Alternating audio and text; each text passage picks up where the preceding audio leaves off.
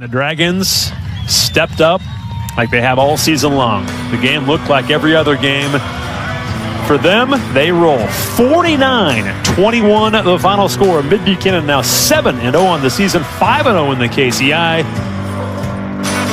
Fed to the wolves without reprieve.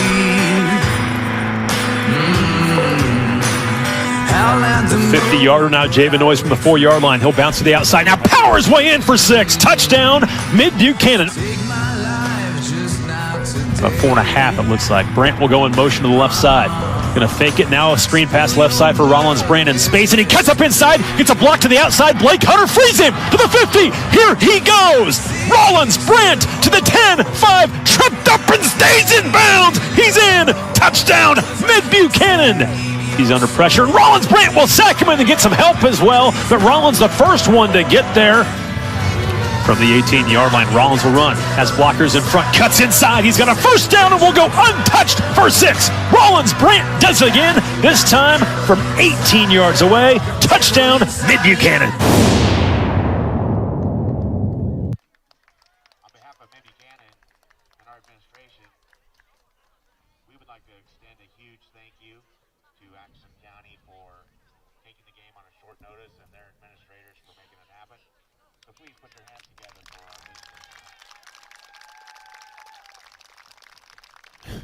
visitors. Is this frozen now? Are you kidding me?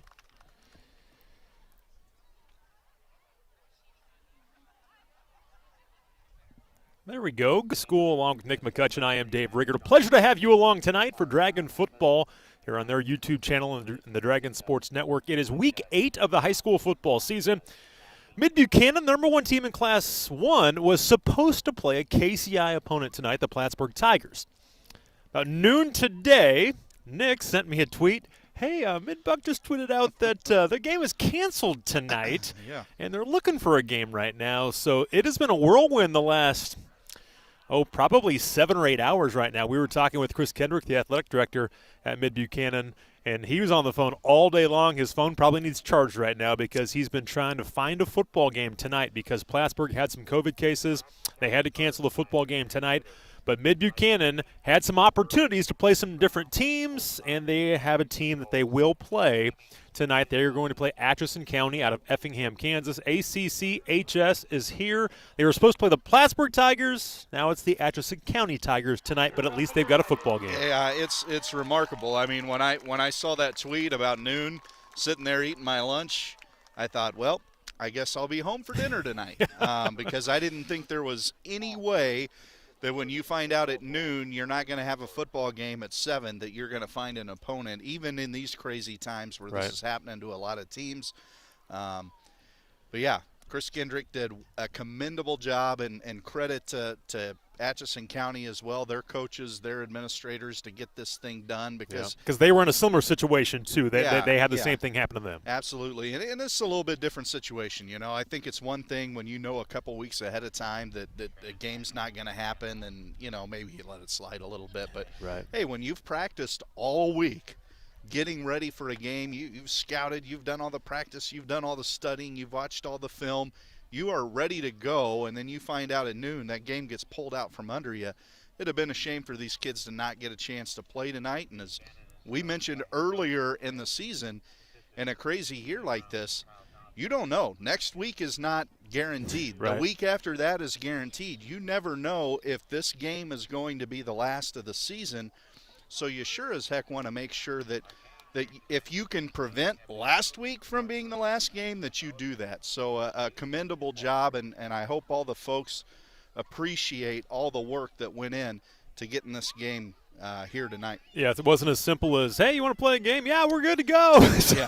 No, it's not. That's I was thinking on the way down here, like it reminds me of back in the day when we would go to the vacant lot next to the First Baptist Church in Smithville, and you banged on doors and you called the neighbor kids and you lined up a game. It wasn't quite that easy. It has that feel to it, but it wasn't quite that easy. Yeah, no doubt. Again, Atchison County, the opponent tonight. And obviously, folks watching this stream throughout the entire year They know what type of football team that we get to broadcast for and that most of you are rooting for. And this Mid-Buchanan team is undefeated. They're number one in the state. They're just hammering everybody. They were 42-7 at one point at halftime last week in their rivalry game against a state-ranked team in East Buchanan. But this is an Atchison County team that, again, as you see across the way, they have about 27 kids on their roster. It's not a real deep team. They're 2-4 on the season. I think there's been some turmoil as far as their head coach and everything like that. So it's a team that does look the part. They have some kids. I was watching them warm up. I walked in as they were walking onto the field.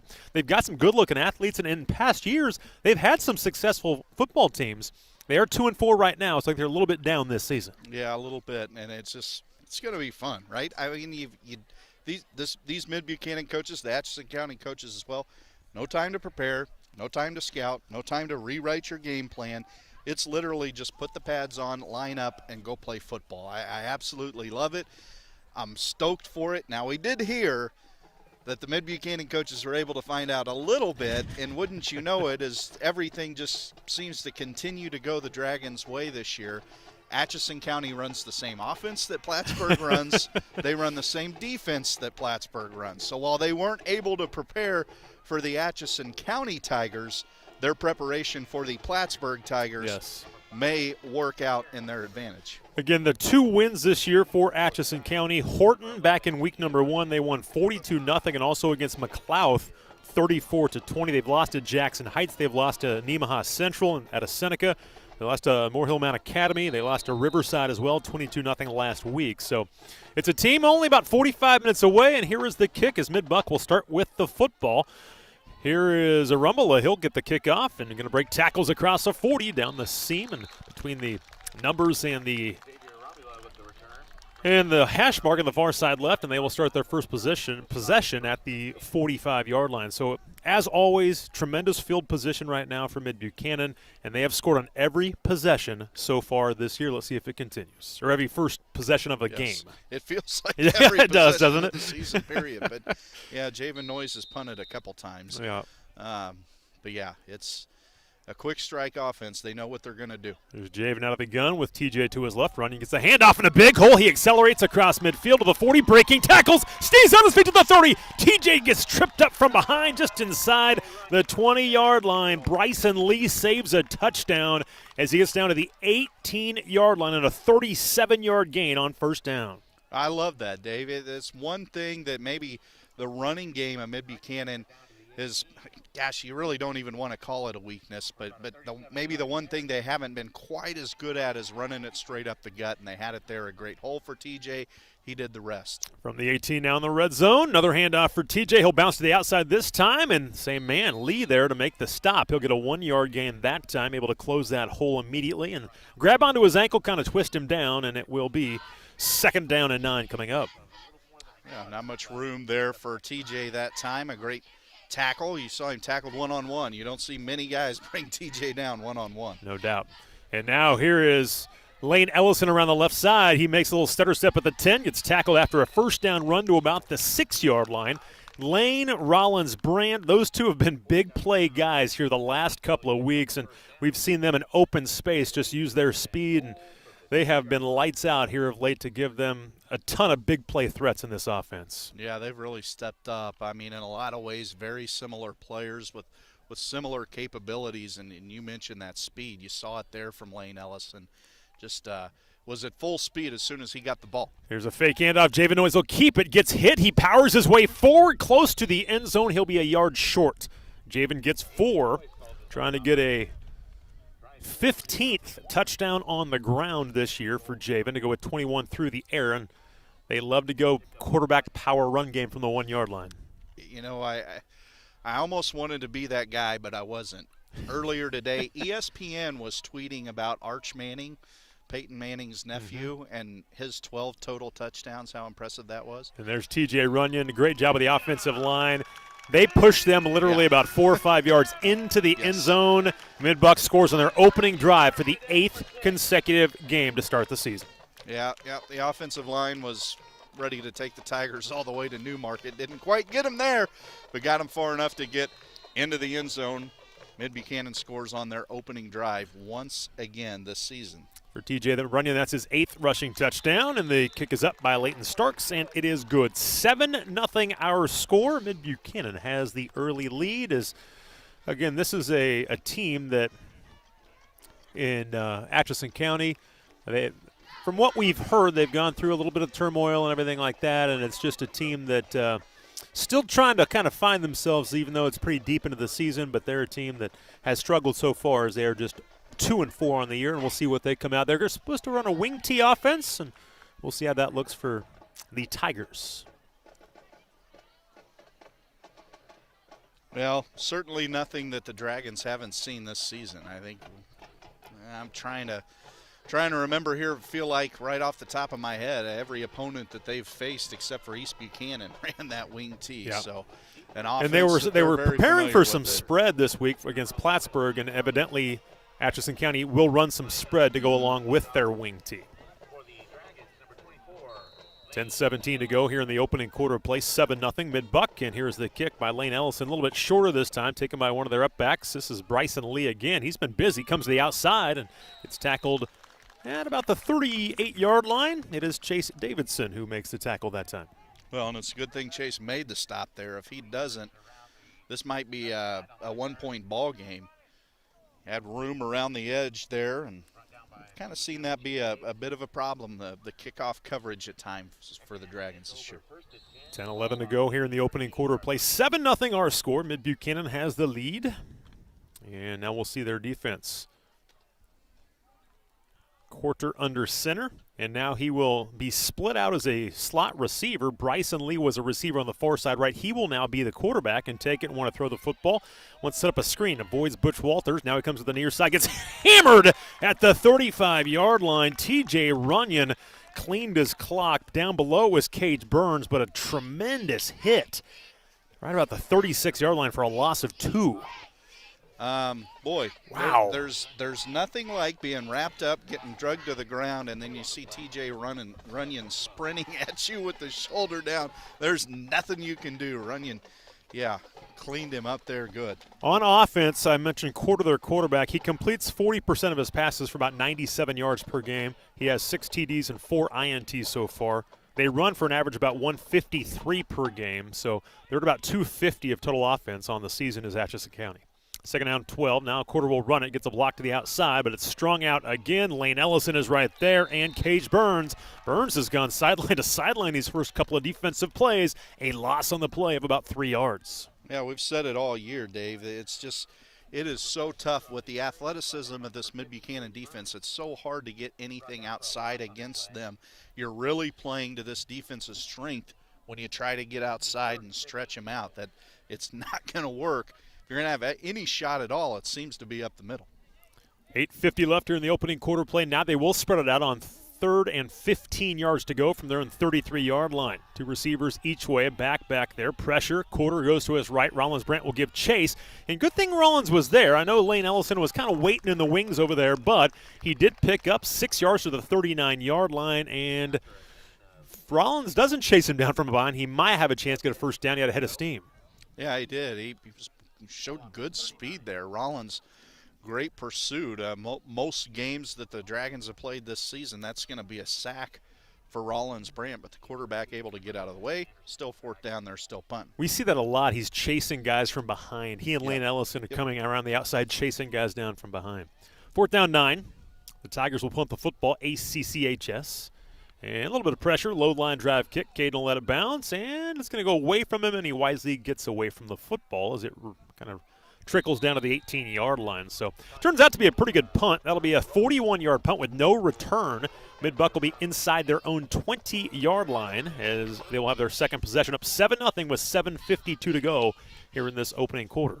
All that means is more yards early on. Well, that's the crazy thing, again. They're not playing full games, and they're 12-minute quarters, and they're averaging 450 yards per game, and they've been over 500 the last 3, and over 600 in one of those games. Here's a play-action pass. Will throw for the first time. Javen, tons of time. Comes down the near sideline. Open is Rollins Brant. He just overthrew him. Came on a wheel route down this near sideline. If he makes the catch, there was a defender there that was probably going to stop him. Well, probably, I said. Matt Worley was there, but a better throw, and that's a big gain.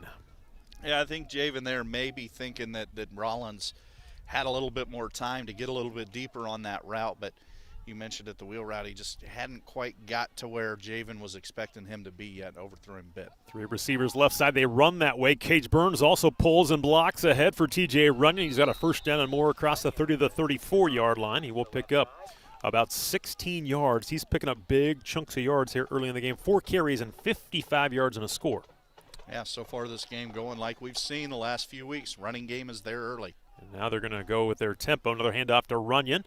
Boy, one of the linebackers bounced off of him. I believe it was Trenton Kimmy, who was a sophomore. They've got a lot of sophomores on this club. Not a lot of guys. They just have 27 on the roster, but just a sophomore. And he bounced back about 3 or 4 yards. Yeah, TJ, I think he watched Derrick Henry the other night and tried to do it. It was close. Not quite.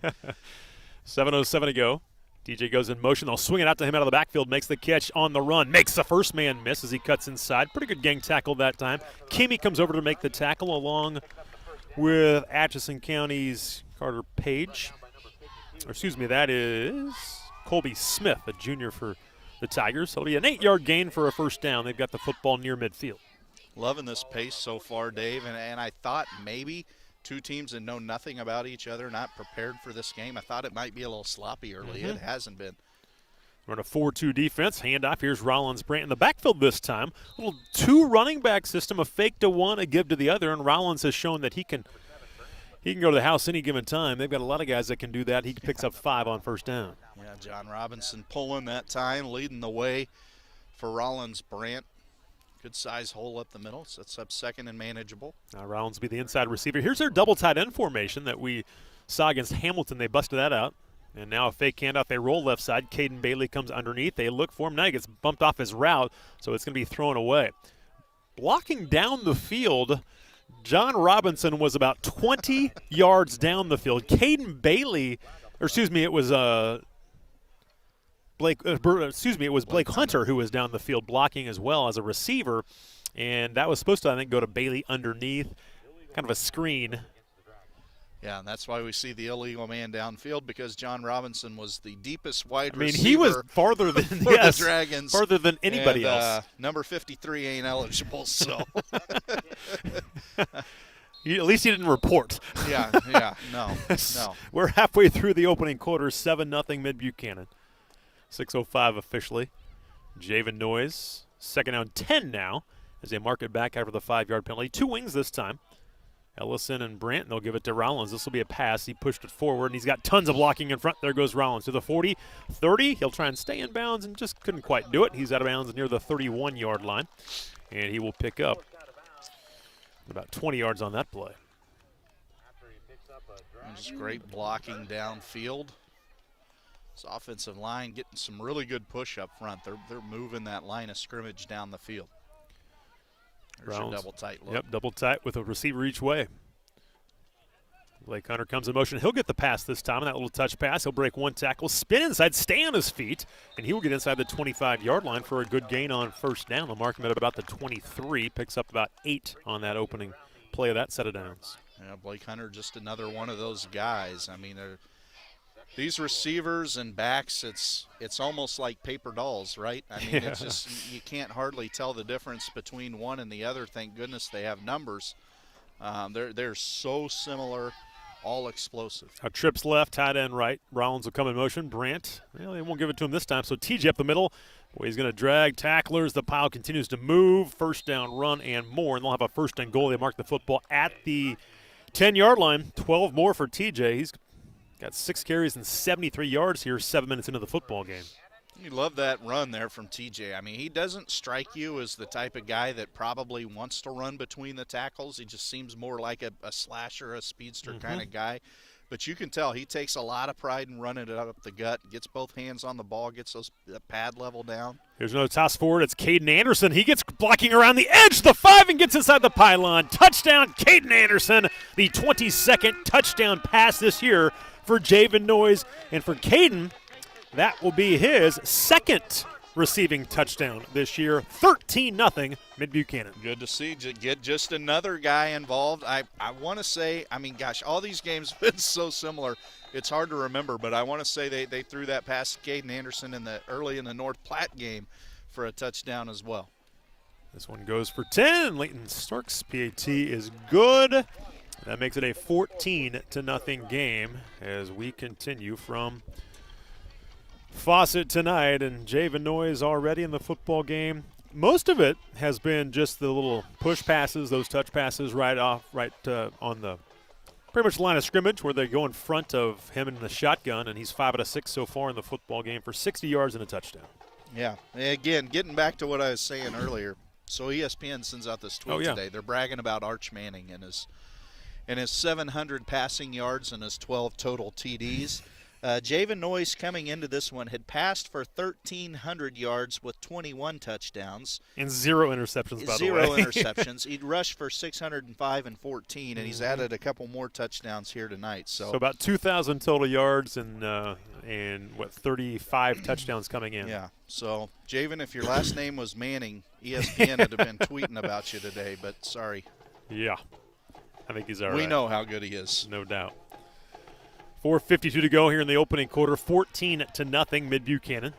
Great start for the Dragons. That's kind of a broken record with them this year. It's just a great start every single time. Did you just have to script that one out, Dave? Guess yeah. You've been waiting all week to be able to say it again. What a start. What a start. I mean, no doubt. I guess the one game where they were a little bit, I don't even want to say shaky, they gave up a big play was against Hamilton when they gave up a 3rd and 12 dive play. And this one will go just barely to the end zone. They let it go. It'll be a touchback by Lane Ellison. But it was a 7-6 game after the first couple of drives. That's the only game this year where it's ever been close like that. Yeah, really. They've all been very quick starts. 4:51 to go. This will be the second possession for Atchison County. The Tigers, again, from Effingham, not far from Atchison. I wanted to see how much. I think it was like 52 miles from high school to high school, something like that, or 52 minutes it was going to take from high school to high school. Split backs this time, and here's a handoff to the far side right. And pretty good blocking in front. This will go for about 6 yards. The carry this time goes to Mason Schultz, a junior running back, and he'll get up to about the 26-yard line for a gain of 6. Yeah, that gain of 6, about as much as I've seen anybody gain on a stretch play like that against this defense all year long. So good blocking there and a good patient run as well. Second down, 4 now for Atchison County, the Tigers. They've got the Clemson paw on one side of the helmet, kind of an oversized logo with their number on the other side. Obviously you can see black and orange, and hand up the middle, nowhere to go. Was that Butch who stepped up? Not TJ, and Rollins Brandt and Cage Burns all there on the tackle. No gain on that play. It'll be 3rd and 4 coming up for the Tigers.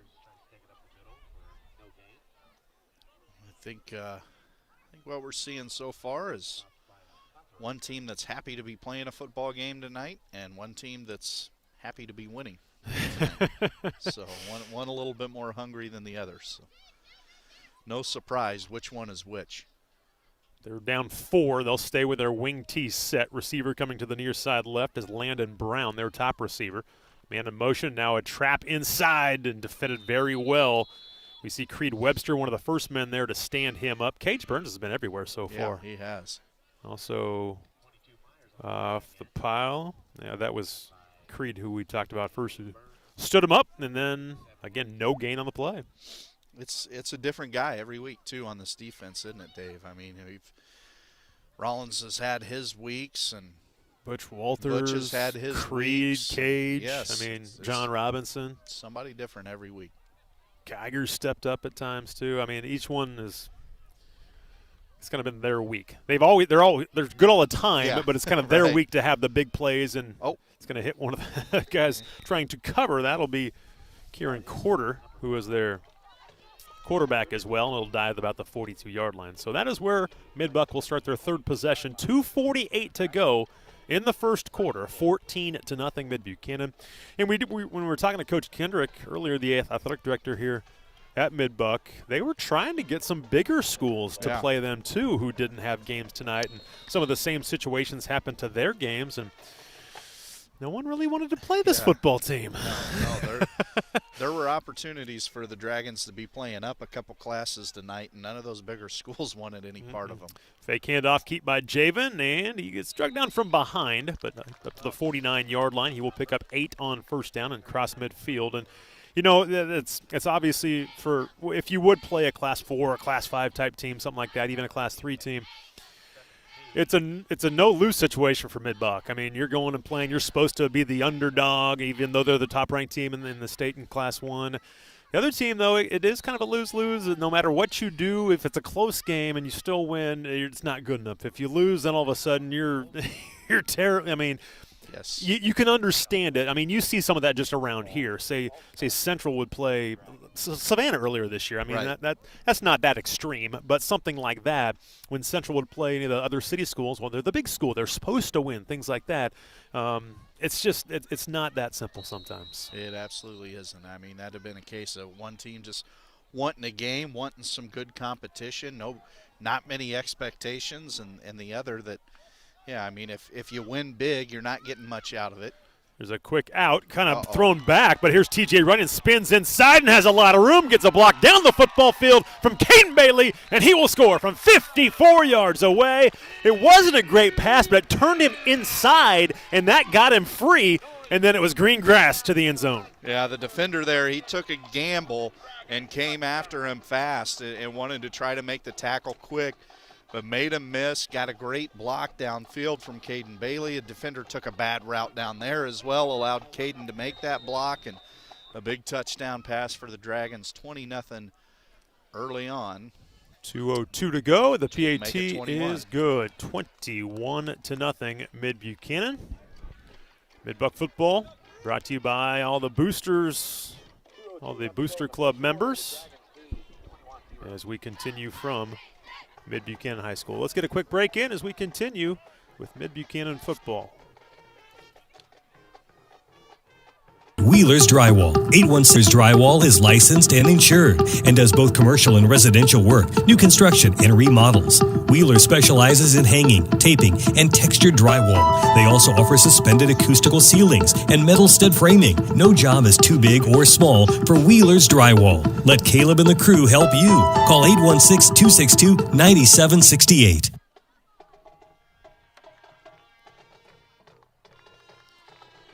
We continue from McCutcheon. Jimmy Taylor, I am Dave Riggerts. 2:02 to go here in the opening quarter. 21-0 is our score. Different night, same script. Yeah, it is, no doubt. And that kickoff is going to be muffed. Atchison County picks it up. It was. You can do play-by-play of what I'm doing right now. I am Bryson Lee on top.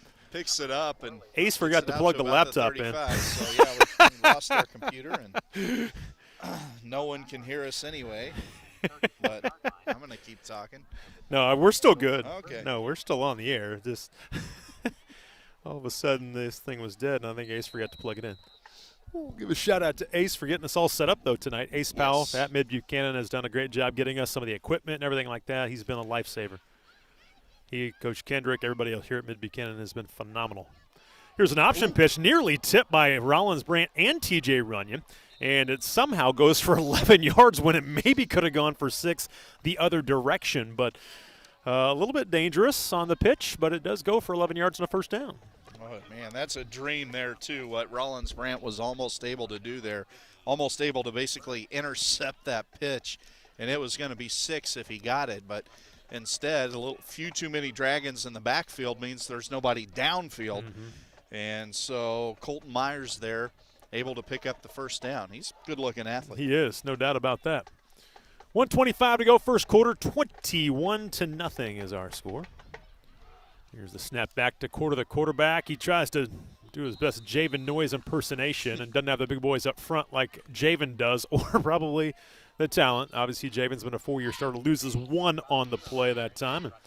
It will be a second 11 from their own 44-yard line. A minute to go here in the opening quarter. All Dragons, just like every other game. 21-0 Mid-Buck. Yeah, that time that Dragon defensive line got into the backfield, able to get their names called a little bit there, get some tackles. A lot of times those guys are just occupying blockers to allow the linebackers in the secondary to kind of come in and clean up. At that time, they went unblocked right to the linebackers. So Joel Kiger and John Robinson and Chase Davidson all getting involved in that stop.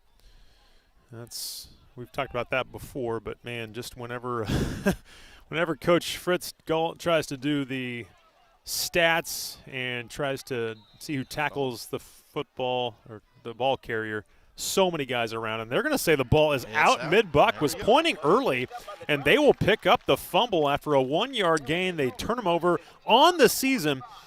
They are plus 16 in the turnover ratio. It has been phenomenal what they've done in that category. Yeah, this defense has forced so many turnovers in the first quarter of games. That's what really impresses me, that they can do that right away. You're trying to adjust and things like that, not so much worried about stripping the ball or anything like that, but they forced a lot of turnovers early in ball games. This one coming towards the very waning seconds of the first quarter. Here's Javen Noyes under some pressure, scrambles and has a lot of room to run, but looks like there's going to be a flag. Javen gets about 9. Cage Burns, I think, is going to get caught this time and get called for a hold. His guy got around him, and as he kind of hooked him as he tried to save Javen from getting sacked. Yeah, that one, from our vantage point, it looked like maybe one that you want to let go, but the official that threw the flag was right there. And yeah, I think you're exactly right. I think Cage kind of got hung up with his defender there and couldn't get his hand out. So it'll be a due first down all over again with quite a ways to go from there. Yeah, this will go back to this will be behind the line of scrimmage, so it's going to be at about a 15-yarder. So back to the 40-yard line. They're going to roll the clock, and let's see if they get a playoff, and it looks like they will. Did you see that quiet? It was like slow motion when it started. There's a pass on the line of scrimmage, far side left, caught by Caden Bailey. Going to fight for yardage and get about 2.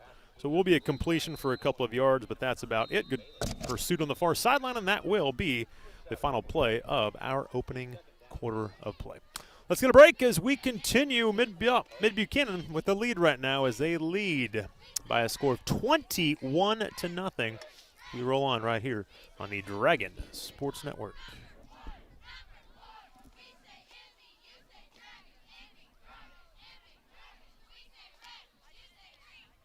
And Ellison Oxshire brings over 100. Ellison Oxshire has worked with many of the school districts in Northwest Missouri and have project experience from pre-K to higher education, and they also work on recreation, religious, and other commercial project types. Visit their website at ellison-oxshire.com.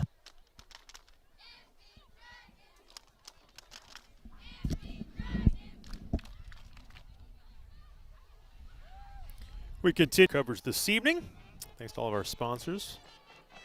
All the Booster Club sponsors helping us bring you Dragon football throughout the entire year. And this is hard to believe. This is the second to last week of the regular season. The regular season is over next week, and then it's do or die for everybody. Yeah, it really is hard to believe. We've been having so much fun. This season's just been ticking away, and it doesn't seem like we've done this many games. Yeah, I remember looking at the schedule before last week's game thinking, okay, yeah, you got 4 or 5 games left, right? No, 3.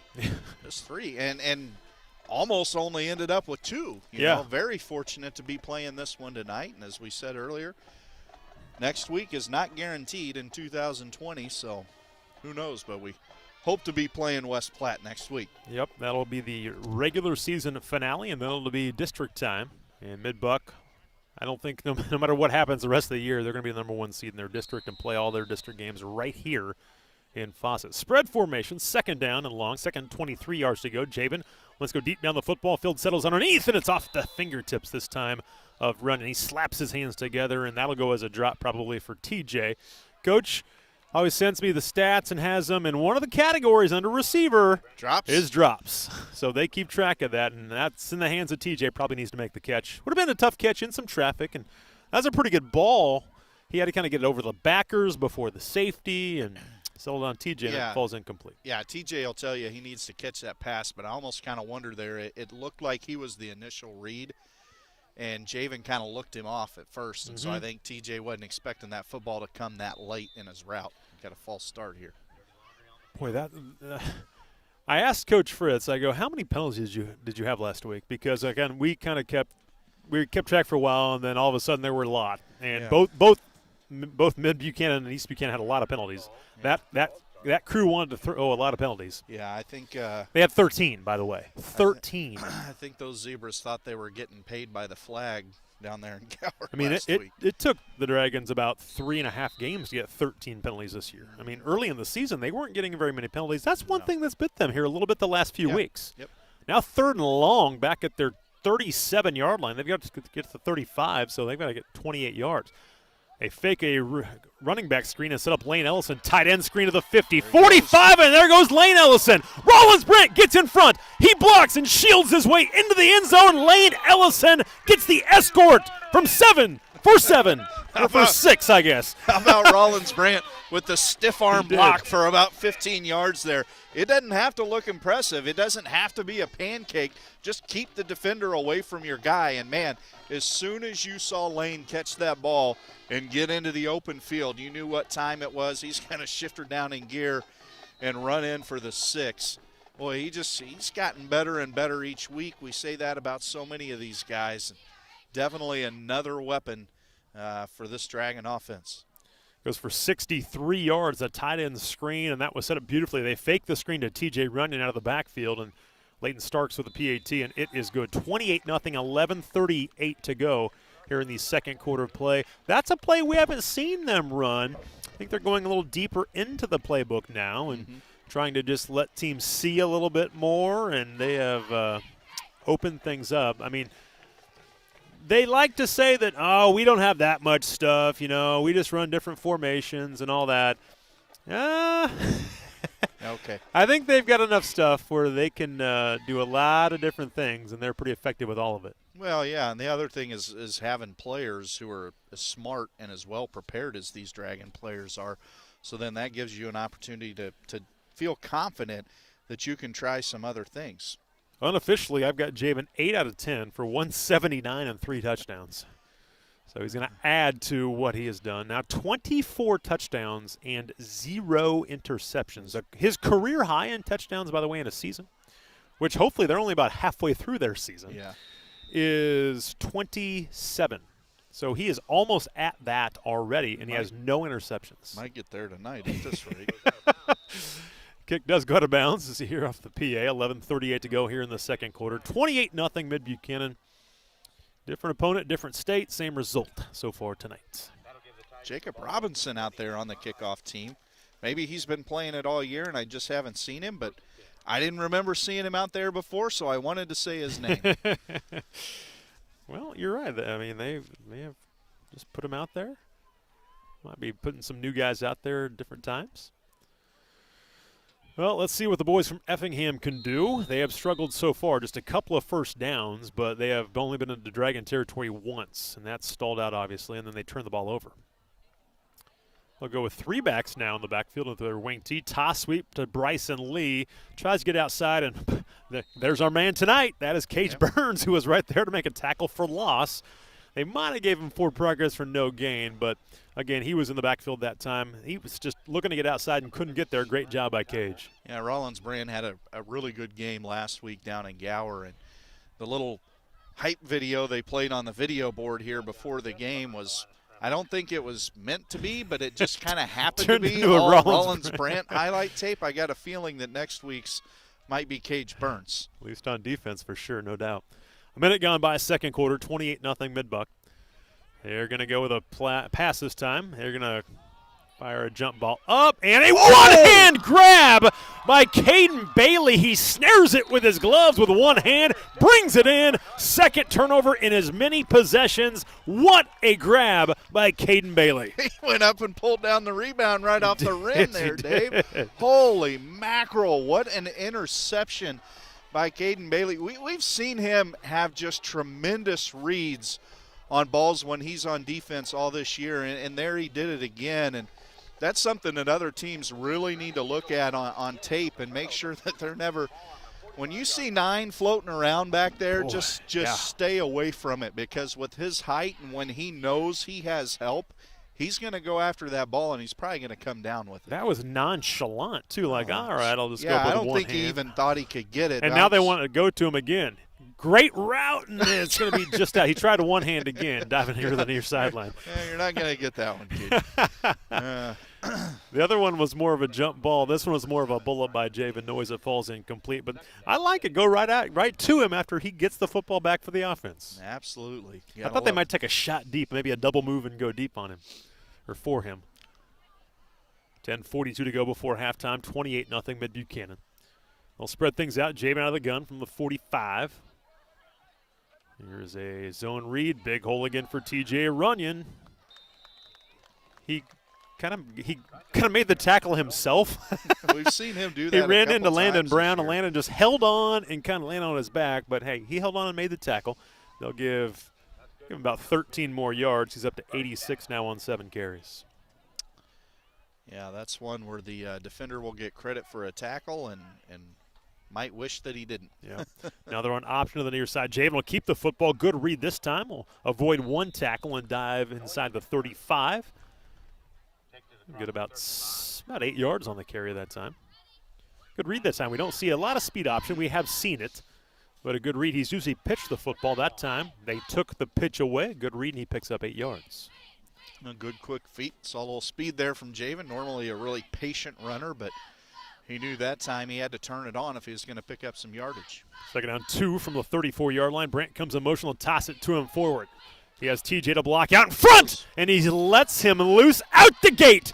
Look at him go. Rollins Brant into the end zone again, this time from 33 yards away. Touchdown, Dragons. I tell you what, that pass to number 7 is automatic 6 just about every time they do it. This Dragon team executes that play to perfection, and it doesn't matter too much who they throw it to. It's always going to be a big gain, but when they run it to Rollins, he knows exactly when to make that cut. He knows where his seam's going to be. Picks up a touchdown just almost every time with that play. It's automatic. 35-0 Dragons with 9:40 to go in the half. 5 possessions, 5 touchdowns for Mid-Buchanan. 9:41 to go before halftime, and they are rolling here in Fawcett. Let's get a break as we continue with Dragon football right here on the Dragon Sports Network. Local Farmers Insurance agent who needs. Christy will help you better understand your coverage options, whether it's auto, home, life, renters, business, or many other insurances. Stop by her office at 1502 South Bell Highway in St. Joseph. Call 816-364-2311 or visit her website at farmersagent.com/C Anderson. Farmers Insurance agent Christy Anderson, a proud supporter of Mid-Buchanan Athletics. With Jimmy Taylor and Nick McCutcheon, I am Dave Riggert. A pleasure to have you along tonight. Here's Ellison with a good kickoff again, his second touchback of the night as it goes through the back of the end zone. Watch them all run. There they go. There they go. All 11. Was it Zach Kelly? It might have been close Zach there Kelly. between Caden Anderson and Zach Kelly. It was one of those two for sure. They were so far apart, it was really hard to tell. Bad angle to see who wins. Yeah, but not sure exactly where they were running to there. Let's see, they're headed north. They were thinking about Menards, I guess. You've had some good ones. I'm not sure that's your best. No. Yeah, it was a stretch. I'll give up on it. Although, no, you're right, though. It's right. They're going right there. They're going right there. Not exactly a destination on a Friday night. Here's an end around to the near side. Lane Ellison right there. Is that Cage again? Oh, he's making every single tackle tonight. Everywhere tonight. 5-0 is all over the place. He says, I dare you to block me. 9:27 to go. We are in the second quarter now. 35-0. 5 possessions, 5 touchdowns. And, boy, Javen Noyes has thrown for 213, but his passing yardage when he throws it to when the receiver catches it is probably about 7 yards. Yeah. A lot of those rack and yak. Yards. Yes. Run after the catch, yards after the catch. 3 minutes gone by second quarter. Keeping his arm healthy. Ooh, here's a big hole and a run up the middle. Good power to finish off the run by Colton Myers. Up the middle there, best run of the night. And it wasn't him that lost the shoe. That was Mason Schultz who lost the shoe. Yeah, and Myers, they list him at 6'3", 205. I mean, that's a tight end. That would be the biggest offensive lineman, I think, for the Dragons normally. But they're putting him in the backfield and handing him the ball. So that's a 16-yard gain right there. Yeah, that's a load. If he's got a hole, that's going to be tough to get him down in the open field. 8:30 left here before halftime. 35-0. We have the third first down for Atchison County. Send a man in motion, Bryson Lee, and there's a big collision, but using that size again, this is a pretty powerful run. He's only going to get about 2 or 3, but jumping on his back, Rollins Brant was right there. Cage Burns comes off the pile again. Chase Davidson helps make the stop as well. A gain of 3 yards that time by Myers. He's got five carries, 30 yards so far in the football game. Maybe they find something with him. He hasn't been real active so far in the football game.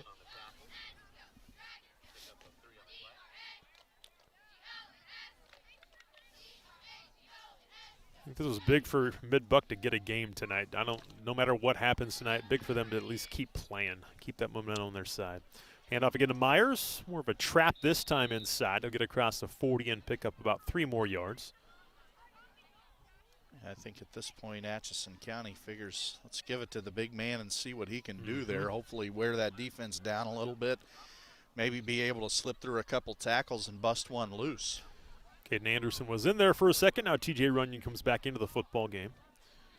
And right now they're taking Javen off of defense, so that puts Blake Hunter and Leighton Starks on the far sideline as in at corner. So then that's why Caden Bailey is playing free safety and got the interception. They're playing a few different guys and not having Javen play defense. Don't need to really right now.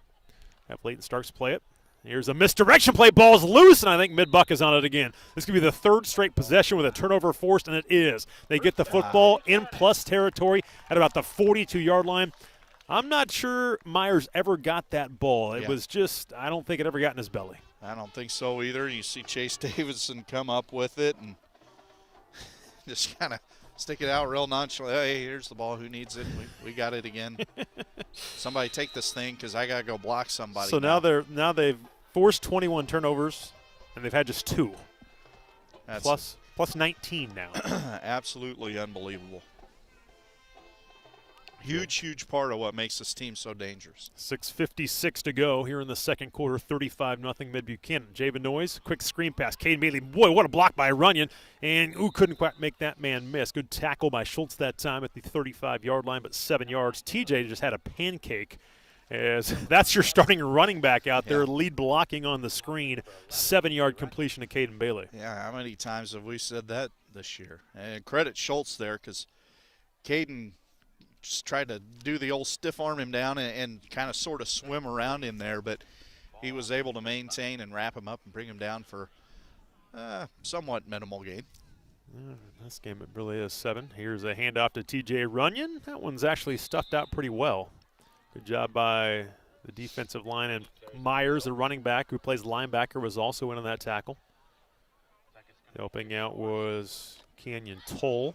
3rd and 1, 2-yard gain for TJ.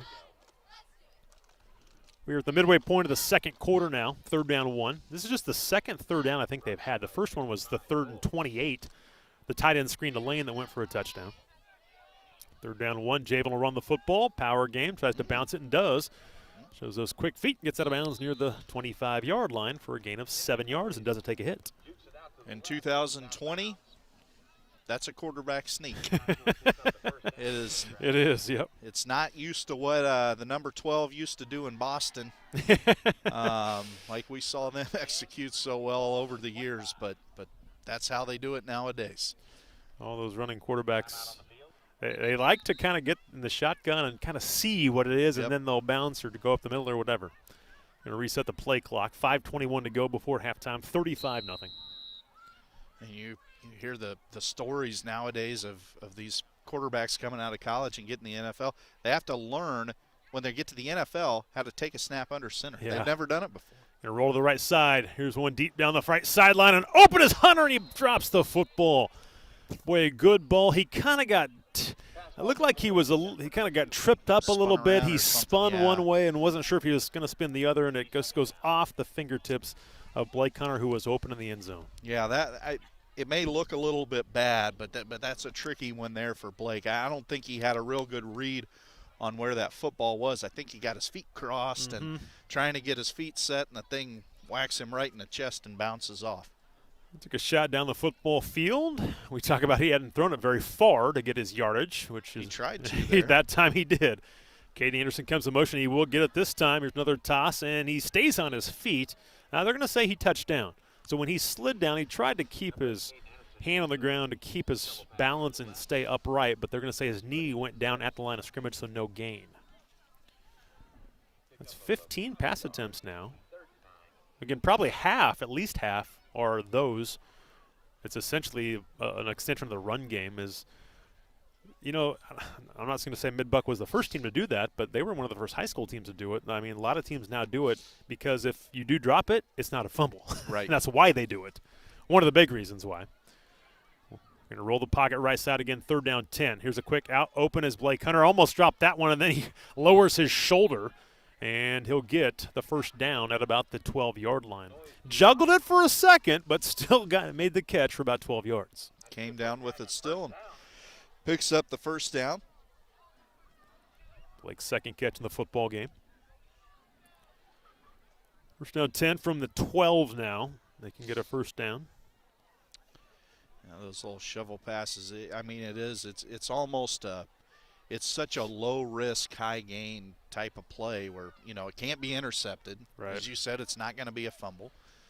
Just running on the handoff, and a flag comes out. This could be a hold against the Dragons as TJ continues to push forward inside the 5-yard line. And John Robinson will come out. I don't know that he's the guilty party. He may be, but Wade Stanton will come in for him. And, well, he is kind of putting his hands up in the air as he comes off the field.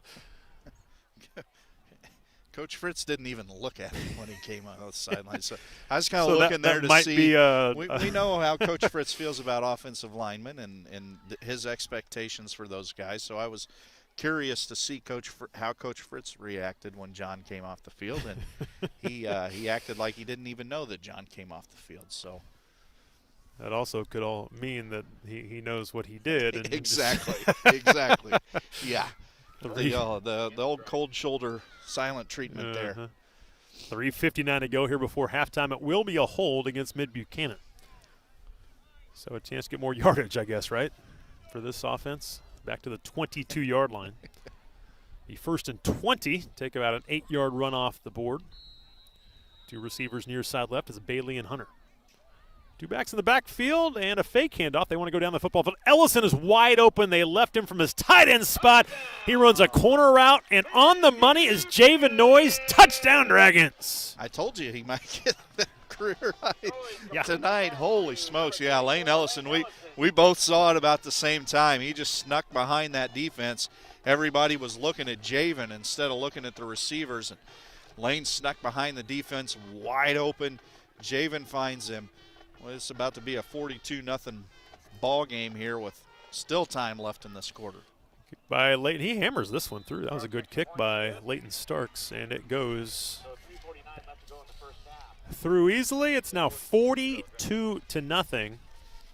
Javen Noyes now has thrown for 5 touchdowns in the first half.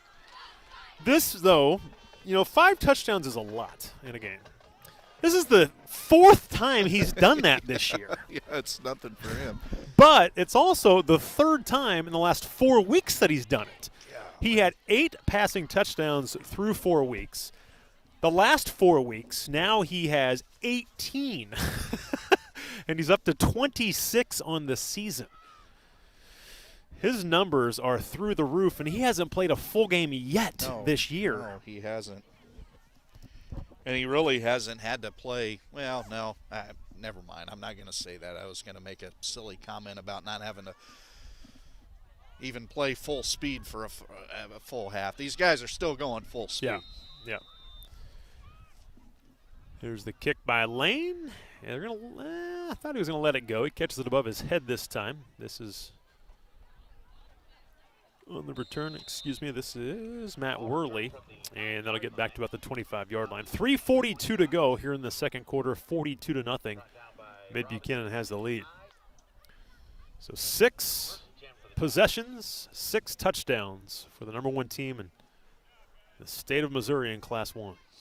It's kind of doing what they do. Yep.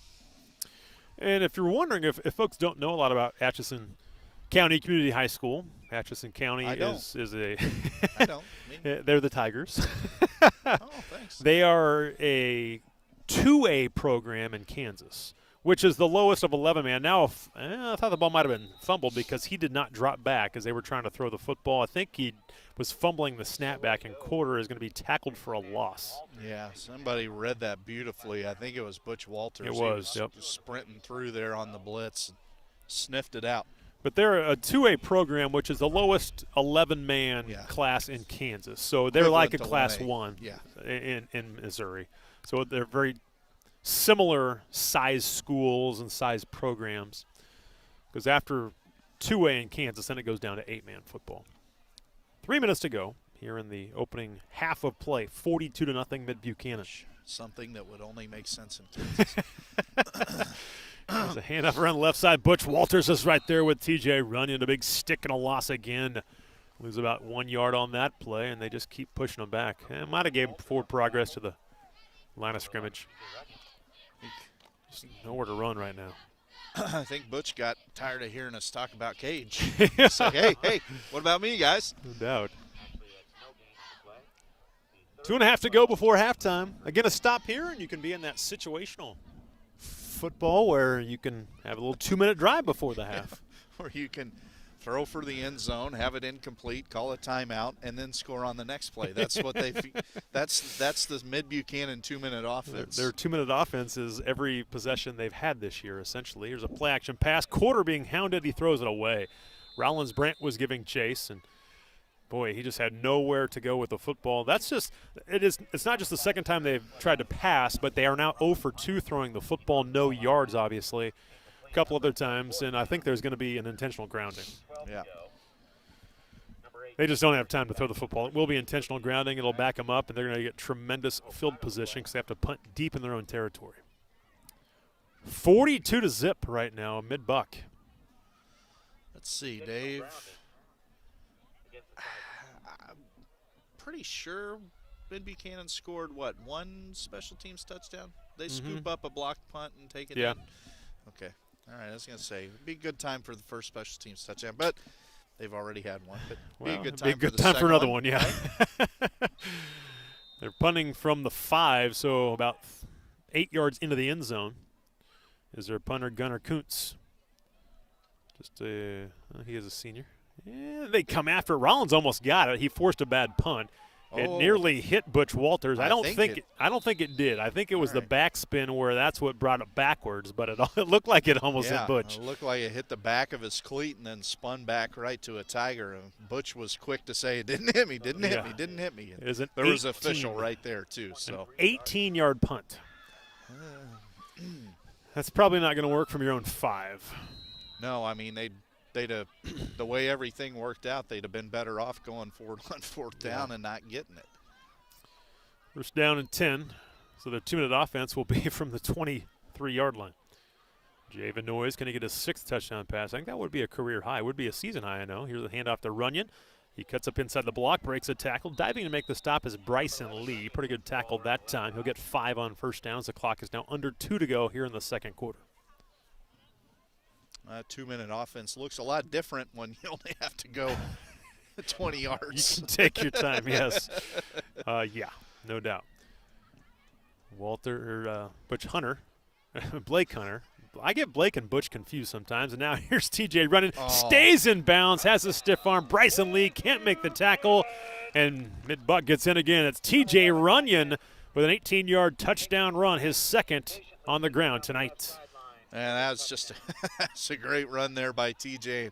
You see number 7, Bryson Lee for Atchison County. He's pretty demoralized after that one. He had TJ wrapped up and thought he was going to bring him down, but just wasn't strong enough to get him down. I think Lee's a little gassed out there right now. They've been on defense a lot. Leighton Starks has been perfect. He's now 7 for 7 on PATs. It is 49-0. Mid-Buchanan has the lead. 1:33 to go as we are in the second quarter. Let's get a break as we continue with Mid-Buchanan football. We roll on right here on the Dragon Sports Network. Building beauty through functionality. Founded in 1910, Ellison Oxshire brings over 100 years of continuous service with proven talent and experience. Ellison Oxshire has worked with many of the school districts in Northwest Missouri and have project experience from pre-K to higher education, and they also work on recreation, religious, and other commercial project types. Visit their website at ellison-oxshire.com.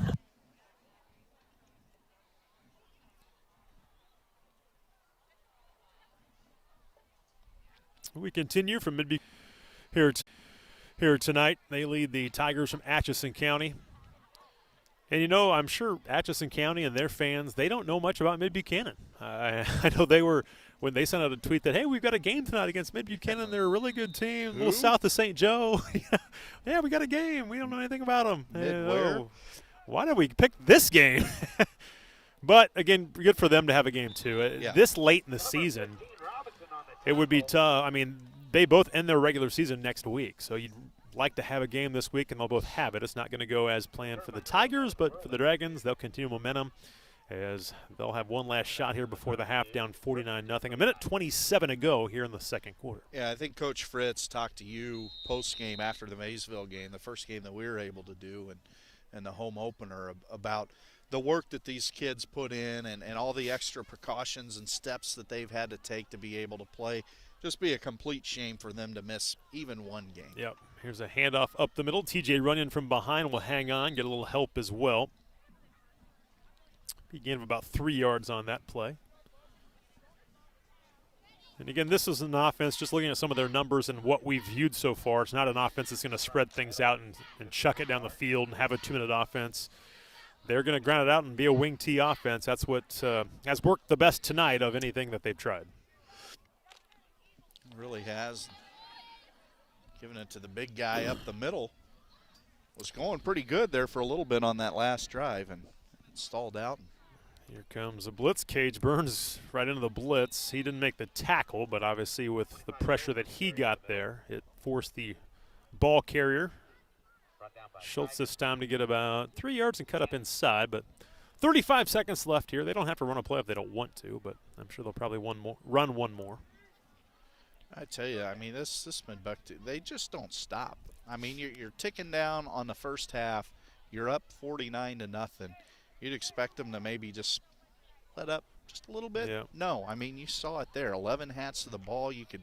We could hear it. It's not a huge crowd here tonight, not making a whole lot of noise, so you could hear the pads and the helmets. I mean, they are still bringing it. Last play of the first half. Here's Myers. He'll get a first down run. TJ Runyon and Lane Ellison make the tackle at about the 47-yard line. He picks up about 10 on the play, but that will end the first half of play. It's been all Mid-Buchanan as we are at the break. 49-0. The number one team in the state of Missouri in Class 1 rolling against the Atchison County Tigers from Effingham, Kansas. We're going to break in, come back in about 15 minutes or so with the second half of our football game. But again, Dragons lead at halftime 49-0 as we continue right here on the Dragon Sports Network.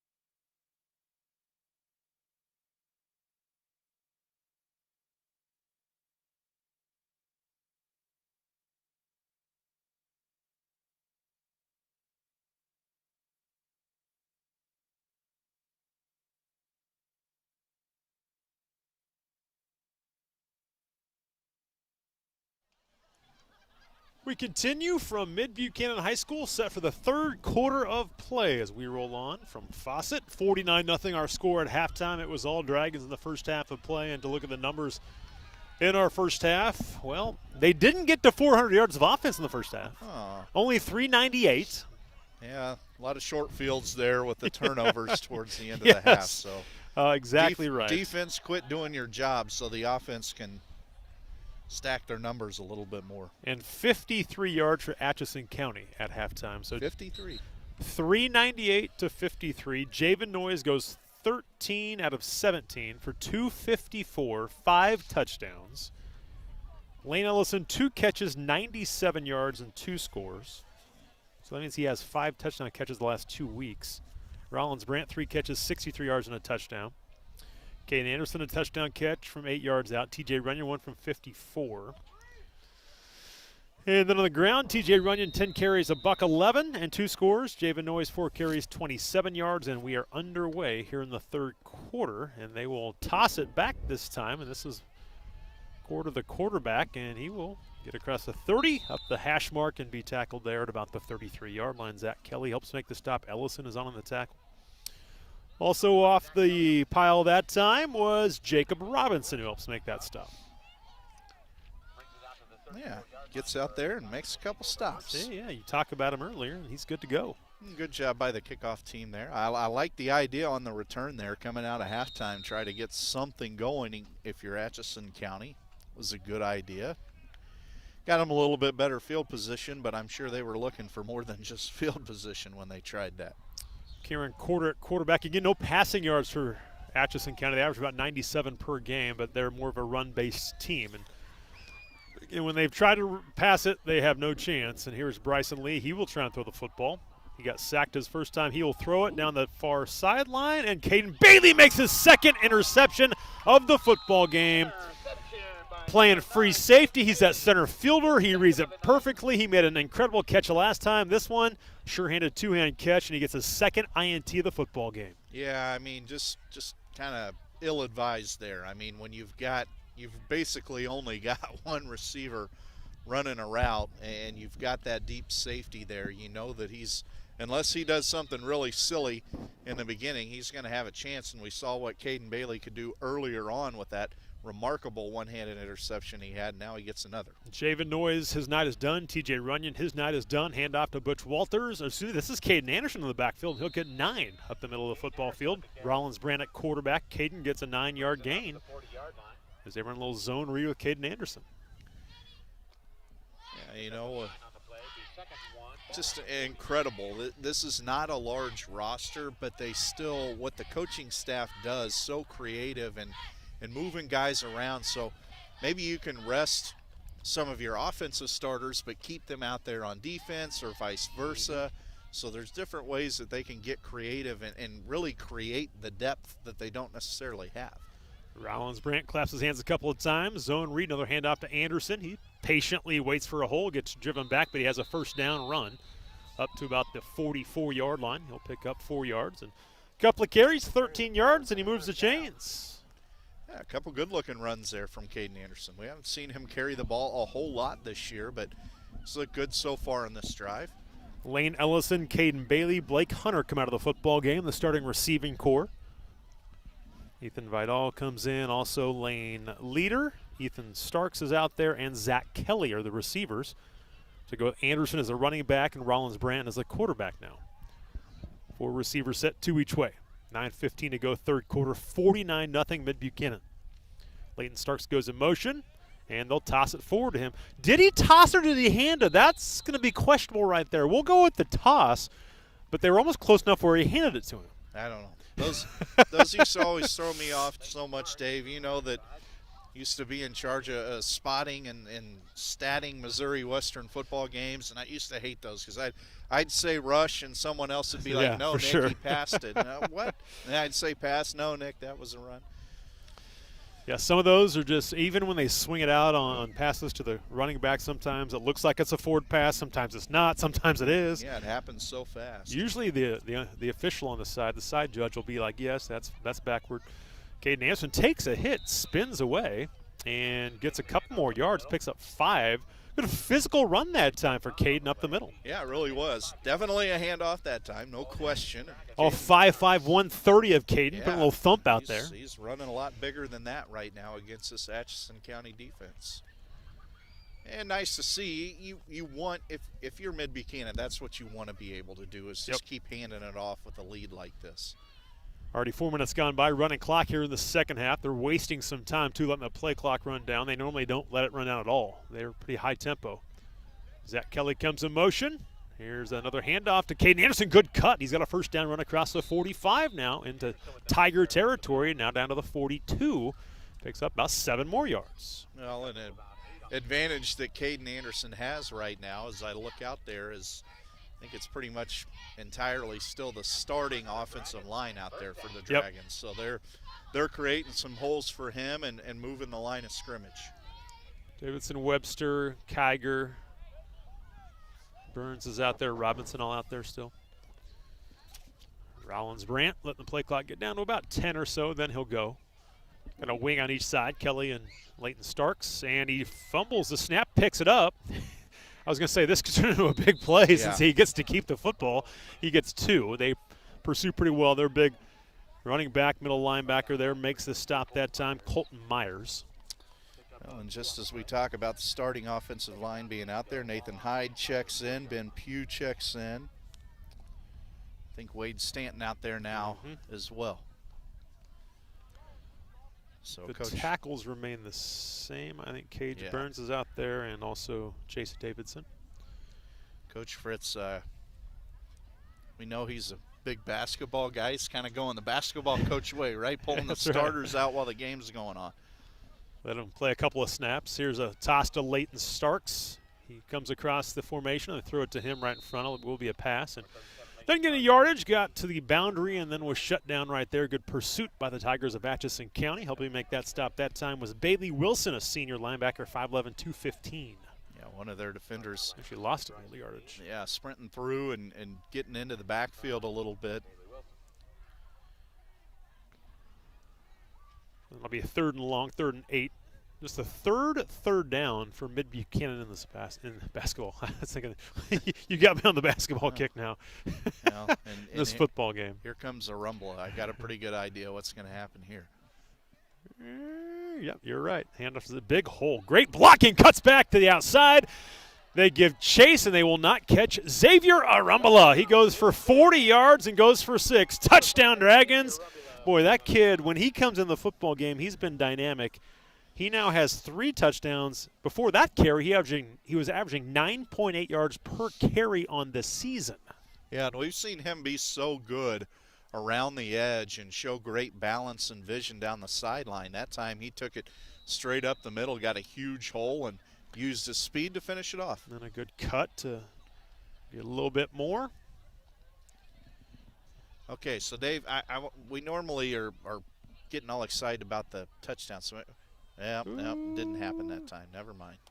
He still gets it. That was a great hold by Caden Anderson. Yeah. It bounced to him. He got that thing down, and then Leighton Starks knocks it through. He's now 8 for 8 on PATs. Well, that was kind of what I was going to get at. It didn't work out quite that well that time, but I've noticed so many times this season that I don't know if Caden just knows that there's a tendency for the snaps to be a little bit short, but, you know, a lot of guys like to receive the snap just about where a receiver would, kind of right in the chest, get their hands out just a little bit in front of him. But Caden, he likes to kick that back leg out there really reach out there and get that thing quick. He got somebody to jump when he did it last week. Yeah.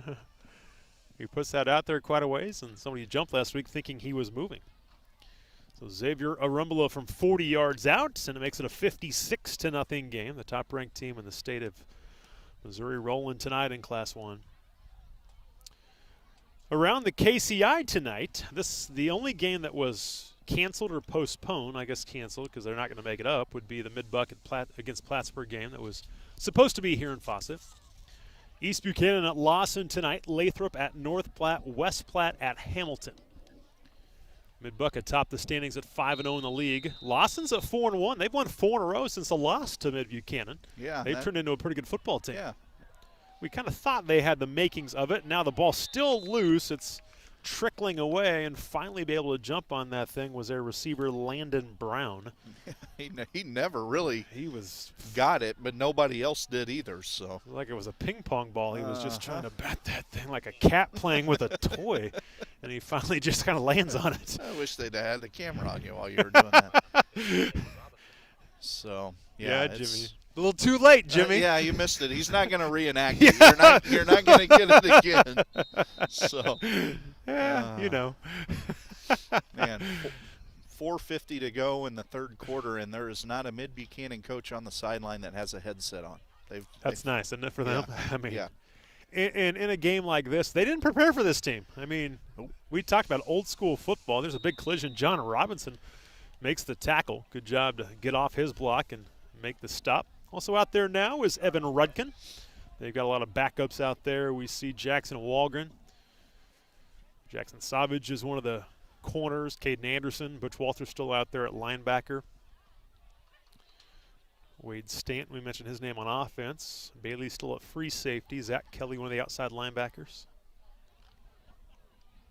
Yeah, I think the one I didn't say, I think is Ben Pugh that's out there. Yep.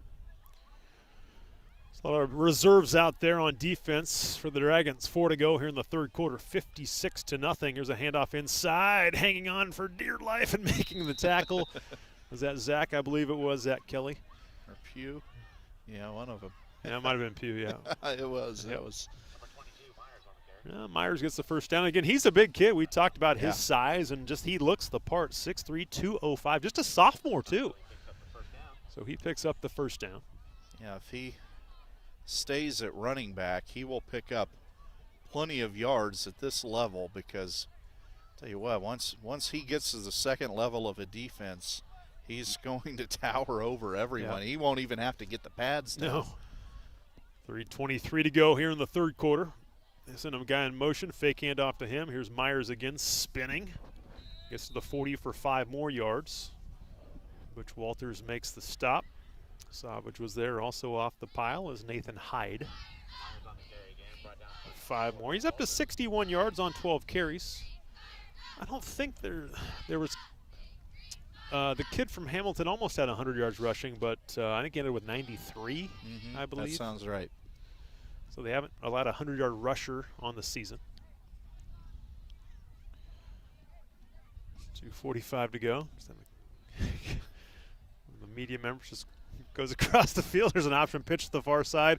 Zach Kelly, good job. Butch Walters and Kelly combined for the stop and a loss of 4. An option pitch to the far side left. And that time Myers could not escape the grasp of those two. A tremendous job there by the defense that time. 2:20 left here in the third. Maybe actually maybe an athletic trainer that was headed across the field over there looking at one of the Atchison County players right now. That's exactly what it is. Yeah. Shouldn't jump to conclusions. But not something you see every day. No, someone he was walking going across the 20 field as they're about to snap the ball. It's like, whoa. I thought it was just somebody on the sideline. Here's good tackle by Kelly. Spun down the quarterback that time, Bryson Lee, who was playing quarterback for that play. Shifted back there, and he picks up just 3, but a good tackle by Zach Kelly. Yeah, and I tell you, a lot of upperclassmen, a lot of seniors on this Mid-Buchanan team, guys that have been together for a long time, but I don't anticipate that there's going to be a whole lot of drop-off with this bunch next year. I mean, I've been really impressed with a lot of the guys that play in a reserve role, and there's still some big-time contributor starters that are just juniors as well that'll be back. I mean, you're just a few that I look at. Rollins is only a junior. Yeah. Blake Hunter's a junior. Caden Bailey's a junior. I mean, so they'll still have a lot of talent back. Here's a handoff around the left side. Great job by Caden Anderson and Walgren to help make the stop, but Anderson, the first man there, he's shown some physicality with that frame of his. He has, along with the speed. Great closing speed there in pursuit. Got the runner wrapped up initially, and heck of a job. Finishes him off, and that'll be a turnover on downs and set the second team offense up with some pretty good field position. So the Dragons get the football at the 38, and it will be Rollins Brandt at quarterback. Lane leader split to the far side right. They've got 2 wings. Ethan comes to the near side left. Here's a toss to Leighton Starks as he goes in motion. They hand it to him, and he Breaks some tackles, forced to the boundary. He is out of bounds on that far sideline after about a 6-yard gain. Leighton Starks gets the catch, this time from Rollins Brandt. Well, it's 1A football. It's not 5 or 6A football, so it's probably not as demoralizing. But I'm just sitting there thinking to myself, if I'm one of those other players and I've been watching this game and I've seen 37 out there kicking the extra points, then he comes in and picks up an 8-yard carry, and I'm like, man, they got the kicker out here picking up first downs on us. Well, if you want to go that route, Lane Ellison also kicks off, and then he does what he does on both sides of the football. No offense to Leighton. We know that he's much more than just a kicker. I'm just purely speaking from the opposition's point of view as the third quarter comes to an end. The third quarter is over, and we go to the fourth now, 56-0. As I mentioned a little bit of the standings in the KCI, Mid-Buchanan 5-0. Lawson's at 4-1. East Buck's at 3-1, despite their loss last week. It was only their first, but they did not play their game with Lathrop and didn't have any other games. So Mid-Buck will have one less game in conference play now because they didn't obviously play Plattsburgh tonight. Probably isn't going to matter. But after that, East Buck 3-1, then Hamilton is 3-2. West Platte is 3-2. That is who Mid-Buck will end the regular season with next week. Then Plattsburgh, who they were supposed to face tonight, is just 1-4 in the conference. Lathrop is 0-4. North Platte 0-5. Those two teams playing each other tonight. One of those two teams will get their first win of the season. But right now, Mid-Buchanan, I guess without playing a game tonight, they will clinch a share of the conference championship now. Yep. Would have with the win. Yep. Either way, right? Yep. I guess so. Yep. So they take over second down and about 4 yards to go from the 32 of Atchison County. If you're just joining us, they picked this game up at about 1 o'clock this afternoon. This is Caden Anderson at quarterback. They'll go with the quarterback run game. He will stay on his feet. Good balance by Caden. Kind of burrowed his way low. Went through some legs, and he's close to a first down. Might be a little bit shy. But again, they were supposed to play Plattsburgh tonight. They prepared for them all week long. As of this morning, they were still playing Plattsburgh at noon today. It got canceled because of COVID. And Mid-Buck trying to find a game. Same situation for Atchison County. The two hooked up. Let's get together. Let's play a football game tonight. Old school football, they probably watched a little film on each other this afternoon, but not enough to where you can really prepare. No.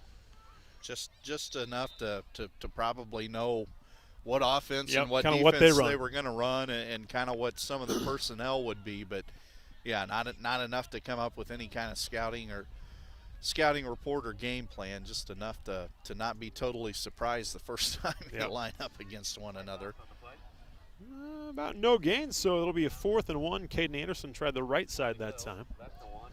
Going to running clock here in the second half, so it's moving quickly. 10:53 to go in the fourth quarter. 56-0, Mid-Buchanan.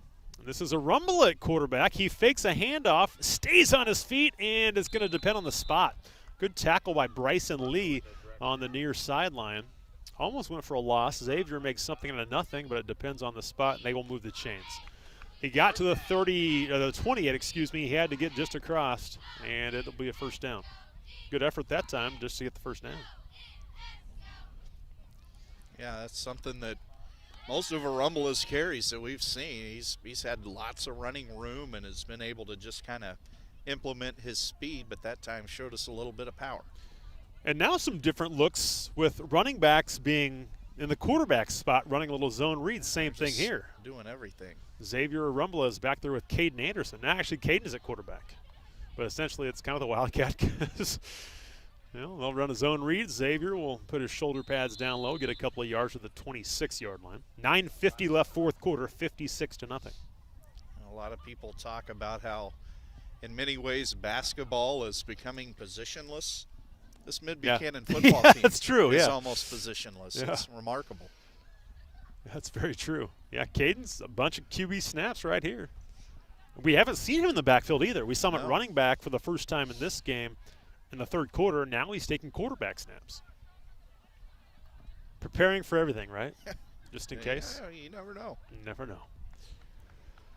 Second down 8 from the 26-yard line of Atchison County. Caden will keep the football, has Arumbla blocking in front of him, and Kind of runs into Zach Kelly before Myers makes the tackle for ACCHS. Actually, I beg your pardon. That was Trenton Kimmey who makes the tackle. Well, quite frankly, if you're the Mid-Buchanan coaching staff, you know you're going to run the ball every single play anyways. So, you know, as Savage comes out there now, but I was going to say, why put him out there? You know, he's just going to hand it off anyways. Why not just direct snap it to a running back? 3rd down 4 after a 4-yard pickup, 8:40 left in the 4th. So Jackson will take the snap here. Xavier to his right, and it will be a handoff to him. He cuts back. That was almost identical to his other touchdown run. This one goes for 22 yards. His other one was 40. Zone read to the left side, cuts up in, finds a seam, and angles to the sideline for 6 more. Xavier Arumbula, his 2nd rushing touchdown. Another good run there by Arumbula, and you may have heard me drop a couple of oofs there. Savage comes out for one play. All he does is hand the ball off, and he about got his head taken off. Yes.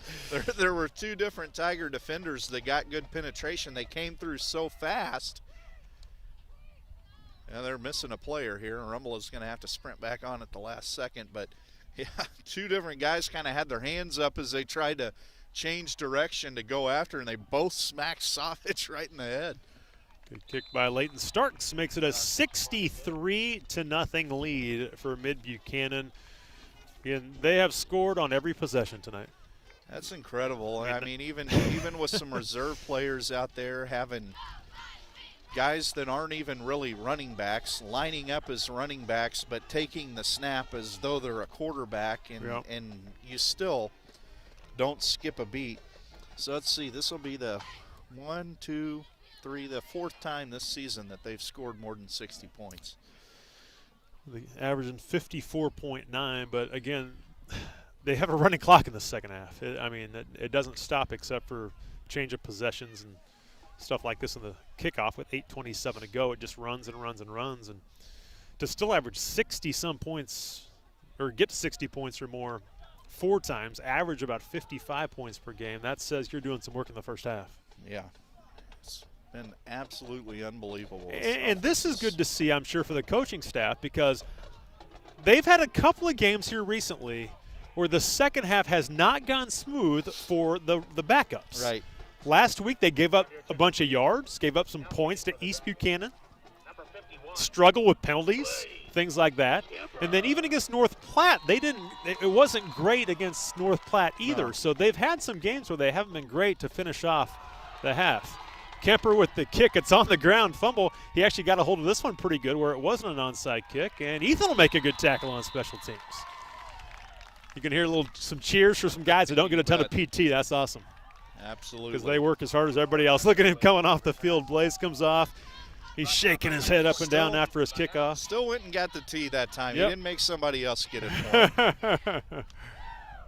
But, yeah, and that was something that I've wanted to mention earlier and hadn't gotten around to yet. But you know there's a little bit of pride with this reserve defensive unit that they're probably a little bit ticked off that they've been allowing some scores late in games. And I'm sure they would love to post a goose egg here tonight. Bryson Lee going to throw it up for grabs again. Jump ball on the sideline, and a little mistimed play that time. On the sideline, it was Matt Worley. In coverage was Robinson, Jacob Robinson, freshman for the Dragons. Still have not completed a pass except for 2 to Caden Bailey. Good as this These are 2 INTs. team and good as this defense has been all season, they've yet to shut out an opponent. So and that's one thing they did quite a bit last year. They had 1, 2, 3, 4, 5 shutouts last season. In the last week, broke a long stretch of regular season opponents where they held to 1 score or less. Yeah. I think it had been 14 out of 15 regular season opponents that had scored 1 possession or less. There's a completed pass to the outside, and that'll be from Bryson Lee, the receiver, to the quarterback, where they kind of switched places that time, and it'll be an 8-yard gain to quarter on the near sideline. That worked out pretty well. Lee will go over to the sideline, get the play from the coaches, and come back into he's just the huddle. taking all the QB snaps now. Yep. They're going more spread than wing T, so I think they go to Bryson Lee in this situation, obviously. Although now they line up in a wing T formation, and it will be Bryson Lee, quarter and one of the running backs now. 3rd and 2, 6:20 left here in the football game, 63-0. Handoff, boy, there was some great penetration, but getting by that was Myers. Luckily, he got the handoff off. He almost did not. I'm going to pick up almost 10 more. I'll tell you what, we've talked about Myers' size quite a bit, how hard he is to bring down, but he probably ain't going to outrun too many people. Yeah. He's more of the physical back, right? Yeah, he's still got 2 hands on the ball, head down, shoulders down, even when he's 10 yards downfield. Clayton Rotterman at 1 running back spot. Now this is a young man that has a little get up and go, and there he goes out to the right side. That's Quarter, the quarterback, and Rumbelow will force him to the sideline out of bounds near the 22-yard line. A 27-yard gain. And again, just seeing some of them on the field before the game, they have some couple of good-looking athletes, and Quarter certainly is one of them. Yeah, that's one of the things that normally don't. Atchison County sideline for the mispronunciation of Mr. Quarter tonight.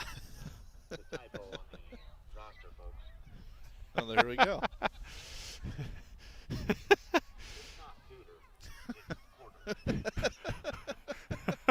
I'm not sure. Oh, it's not Cooter, it's Quarter. And here's a bootleg to the near side. He may get in, and he will. Gets knocked out of bounds right at the pylon, but he is in. Another late touchdown against Mid-Buck, so there goes the shutout. Coach Fritz looks over at the defensive coaches, and come on, let's get a shutout one of these games. But that was a good job by Bryson Lee for 22 yards on the bootleg. Yeah, it was. We talked about Mid-Buchanan's reserve defensive unit having some pride. These Tigers have got some, too. They made this trip and were unprepared as well. They want to score some points. Quarter on for the PAT. Not a great snap. He's straight on, and he knocks it through. No, back in my day, it's been a couple of years, I did some straight-on place kicking as well. Really? Yes, I did. That was one thing on the football field that I could never master. I think I probably could have punted a little bit. I punted also. I punted and straight-on kicked. kicking field goals and long snapping. I was a center that I couldn't long snap to save my life. I couldn't either. My brother was a pretty good long snapper. Tried it, and just never could quite master that. I think part of it was I didn't really want to do that because you're just asking to get leveled. Especially when back you're a then. long snapper, yeah. They've kind of protected people over the years. But what are you calling me, old Dave? Yes, I am. Calling both of us old. And I'm older than you.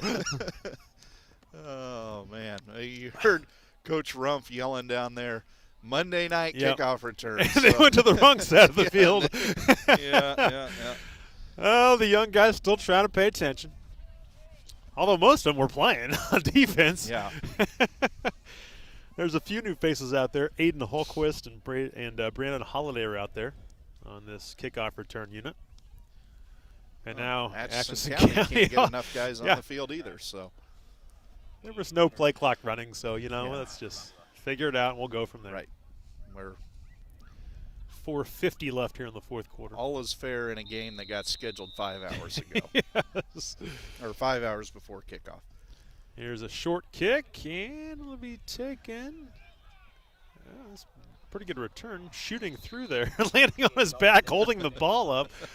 Who was that on the return? I'm trying to. It was,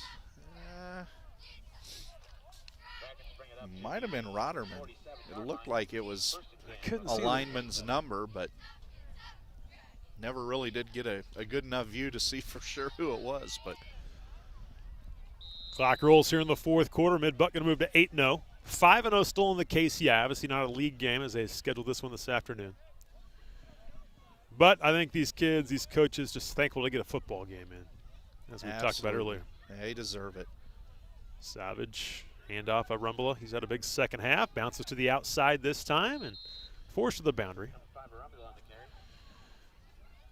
Prior to that tote, he had 4 carries, 65 yards, and 2 touchdowns.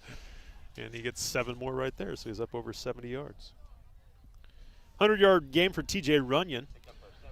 That'll be his 3rd of the season. Again, you'd think he'd have more than that, but when you don't play in the second half, you get 6, 7, 8 carries. That's it. Right. When they get so many different guys involved, you don't get a ton of carries. Now he picks them up in chunks, so it doesn't take him a lot of carries to get to 100. Right. But here's a run by Arumbala to the near side. Oh, Savage tried to get in the way, and then he spun around, stays on his feet, but loses yardage. He'll give him forward progress to the 49, but that'll be a loss of about 5 yards on the play. Good pursuit that time.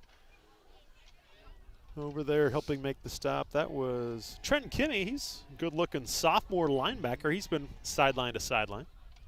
Yeah, you don't see many plays of lost yardage for this Mid-Buchanan offense. Even when the second team unit is out there, they still tend to pick up yardage. You know, that's something we'll have to see if Coach Fritz has that number of negative plays. I bet it's not very many. No. They don't lose yardage very often. And obviously when you're as good as they are, that's I mean, there's a reason. Here's another cutback run by Xavier Rumble. He's got a first down. As he rumbles to the 41-yard line, there's a 10-yard gain. Well, I don't know what was going on there pre-snap, but one of the Atchison County players was really frustrated and was not even lined up and ready when the ball was snapped. He's either looking for a flag or looking for a sub or a play call or something, but he was throwing his hands up and he wasn't ready to play football when that ball was snapped. Blaze Kemper has checked into the football game, and he's going to be in the backfield. Blaze Kemper to the left, Jackson. Let's see if Blaze gets the carry this time. And they're going to kneel it down and lose 5 yards. And I think they can do this because that was first down, so they're just going to kneel it down. Yep. Let the clock roll. A little bit different take on the victory formation here. Yep. We'll let the play clock run down, but enough's enough, and it's going to be a 63-7 victory. The only possession they didn't score on was the last one because the game ended. Yeah, But and they scored on every single possession tonight. fantastic sportsmanship there from this Mid-Buchanan coaching staff. I mean, normally they kind of keep playing, but you know, Atchison County really did them a favor coming over here tonight and giving them a football game. So just kneel this sucker out, and everybody can go home happy. Minutes ago here in the fourth quarter, Mid-Buchanan going to move to 8-0 on the season, and they remain dominant. I mean, 41-6, 73-8, 47-7, 42-6, 69-7, 63-6, 49-21, 63-7. Their scores. It's been a carbon copy pretty much the entire season. You think any of these Atchison County players looked up those scores on match preps after they found out who they were playing tonight and said, wait, we're doing what? Yeah, I am betting probably so. So I'm guessing they probably didn't know a whole lot about what was happening. There's the final kneel down, and that will do it. The Mid-Buchanan Dragons move to 8-0 on the season with a dominant win over Atchison County, 63-7. Atchison County falls to 2-5 on the season. The two teams tip their hats, wave to each other. All Dragons here in this football game tonight. Another impressive win. Absolutely, and we've said it after every game. It's worth saying again. It just absolutely amazes me the way this football team, it doesn't matter the opponent. It's the same game. We see it every single week. They're up by 5-6 touchdowns at halftime. It's a running clock in the second half. The defense plays relentlessly. They get turnovers. The offense is extremely efficient. They can do it however they want to. They can do it on the ground. They can do it through the air. The discipline remains there, the aggressiveness, the speed. It's the same no matter who they play every single week. Every single week, yeah, no doubt about that. It's this team is fun to watch, and they go all out all the time, and they move to 8-0 in this season. We'll talk with Coach Fritz for a few minutes. Look at the final numbers in our football game, and they got over 500 yards again. A lot to not miss. So this will be. Just say that. This will be 1, 2. I guess just the third straight week over 500 yards, but 491 the week before. So 4 straight weeks with 491 or more. 518. Javen Noyes didn't play in the second half. 13 out of 17 in this football game for 254 and 5 touchdowns. TJ Runyon goes for 10 carries, 111 yards and 2 scores. Javen 4 carries, 27 yards in the football game. Xavier Rumbala, he had 7 carries, 77 yards and 2 scores. Caden Anderson had 7 carries and 32 yards in the second half. Receiving-wise, Lane Ellison had 3 catches for 97 yards and 2 scores. Rollins Brandt, 3 catches, 63 yards and a touchdown. TJ Runyon, 1 catch for 54 yards and a score. Caden Anderson, 1 catch, 8 yards and a touchdown. Blake Hunter had 2 catches and 21 yards. So 4 different receivers had a touchdown of the 5 that Javen threw. Again, 2 in the football game for Lane Ellison. Tigers tonight, they end with 120, make it 135 yards. 127 on the ground, 8 through the air, 2 interceptions, a fumble recovery by Mid-Buck. So they are now plus 19 on the season as far as turnover-wise goes. They've had just 2 all year long. Javen still yet to throw an interception, and he now has 26 touchdowns on the season. 26-0. Wow. That's unbelievable. It really is. I mean, you just think at some point, like a ball gets tipped, yes, something weird happens, and you're going to get one. But I think a lot of that, too, is, you know, when you're not throwing the ball up late in the game or something like that, that's a lot of times when those interceptions come for a really good quarterback at this level. But he's not in those situations. Yeah, it's that's right. Foot all the way to the floor, while he's in there. So, yeah, another impressive win. Dragons going to win at 63-7. Let's talk to the head football coach at Mid-Buchanan High School, Aaron Fritz, as his team again now moves to 8-0 on the year with a dominant win tonight, 63-7. Third straight week over 500 yards of offense. Okay. You'll take it, won't you? It's a little colder up here. Yes. It's not this cold down there. Let's talk about this game in general, because, again, you were supposed to play Plattsburgh. Yep. Then about noon, it comes out. You probably had a little inkling before that something was going to happen. The game gets canceled. Then all of a sudden you're looking for a football game. Did you think that you at some point would not have a game tonight? We got to about 1 o'clock, and we were getting told no on playing by other people. Some people didn't want to play, did they? Yeah, maybe. And our shop teacher actually lives over in Kansas, and he said he knew they didn't have a game in Column. He knew the AD, and we did, and he said, yeah, we'll come over. We're not even planning on hosting. We want to come to you, which worked out perfect because we were ready for that. So absolutely. Very thankful they came over and played. I'm just glad we got to play. I didn't care who we played tonight. We just needed to play, and I'm very thankful they came over here. And they had some good-looking kids. They did, absolutely. They did. A lot of sophomores out there, so they're going to be okay. And for you guys as coaches, you find out at 1 o'clock you're playing this. I'm sure you got a lot. You got some film. You looked at it, but you can't game plan, can you? I mean, you can kind of see their personnel and see what they do. Is that about all you can do in a situation like this? Yeah, their coach was very nice. He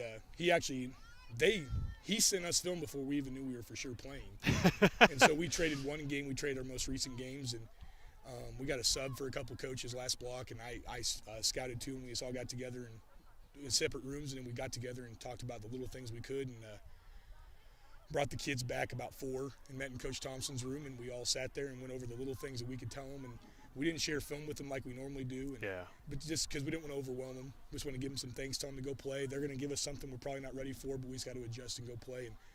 And we had some stuff scouted for Plattsburgh, so we just went ahead and tried to run some of it. If they would have done a couple things, we'd have been in a little bit of trouble, but we repped it all week, so we wanted to see what it looked like. Right. And move some guys around. So, like I said, I'm very thankful they came and played, but it was more about, we're going to give you the base things we think they're going to do. Here's what we want to try to do. Let's see what happens.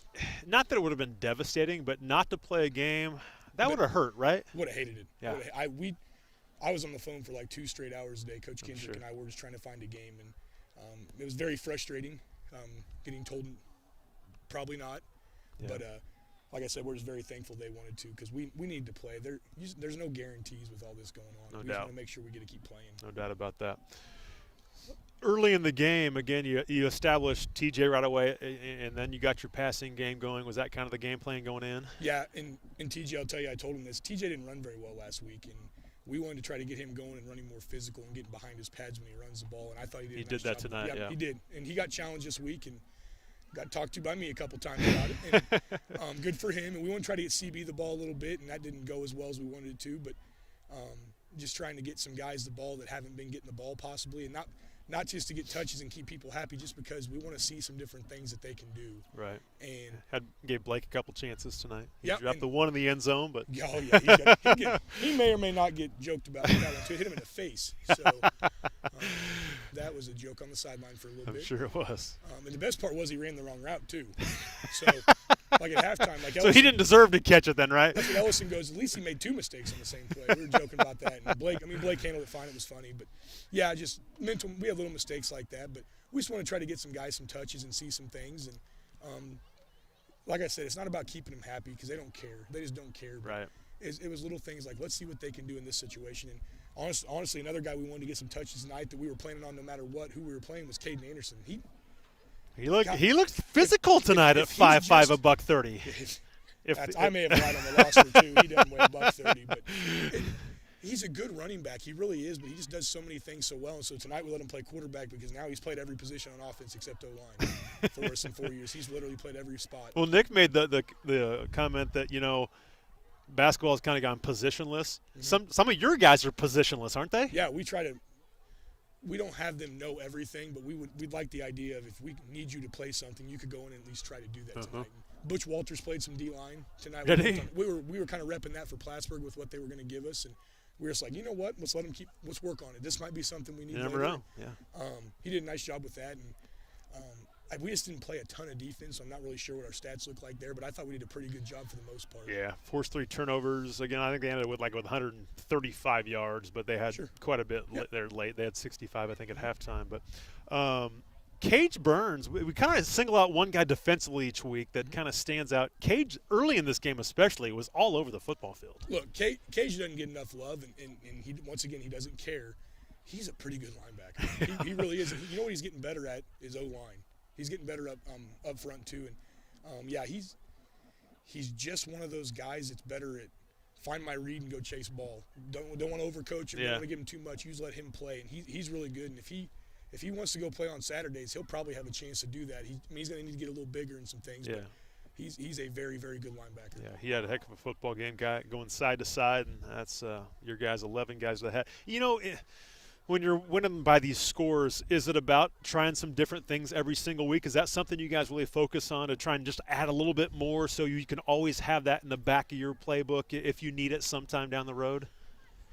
Some weeks, yeah. Some weeks we do. This week we had some things, like I said, specific for Plattsburgh, right. And then they didn't give us the same defense, and that's fine. We adjusted very well to that. And we had some things scripted that we wanted to try, and they just were lining up different because we didn't know. Right. So, we try to carry a couple things every week that we want to not sneak in but try and see how that looks. And one of them was that screen to Bailey that he got ran over, and we'll probably not run that ever again because it just didn't look very good. But those were, little things like that we talk about trying. Although his pick was really impressive. Yeah, didn't he have 2? You did have 2, and the one with the one hand was pretty impressive. Yeah, we were pretty excited about that. That was a good play. That was a really good play. Really good play. Yes. He's another one. You talked about guys that can kind of play anywhere. He's a good safety. He's a good corner. Honestly, we had him repping this early on in the season. He was playing hammer where Ellison plays. He does a pretty good job up there too with tight ends and things. I could see him like that. He's long. He's so long it's hard to get to his chest. Your DBs all kind of they're pretty versatile. Play safety or corner if need be. Mm-hmm. I mean, Javen and Blake have switched spots quite a bit, and you didn't have to play Javen on defense, so Leighton plays a lot of corners tonight. And Leighton's getting better, and Leighton may have picked that one off the CB one-handed. Leighton Starks has gotten a lot better on defense. He's doing a nice job. He's really, really improved. Yeah, everybody is. Congratulations, my friend. Thanks for being here, man. Go celebrate. Oh, yeah. Congratulations. That's the head coach of the Dragons, Aaron Fritz. They're now 8-0 on the year as they defeat the Atchison County Tigers by a score of 63-7. Back here next week for the regular season finale, Dragons and the West Platte Blue Jays. West Platte came into tonight 3-2 in conference play. For my partner tonight, Nick McCutcheon, for Jimmy Taylor, I'm Dave Riggert. So long, everybody, from Mid-Buchanan.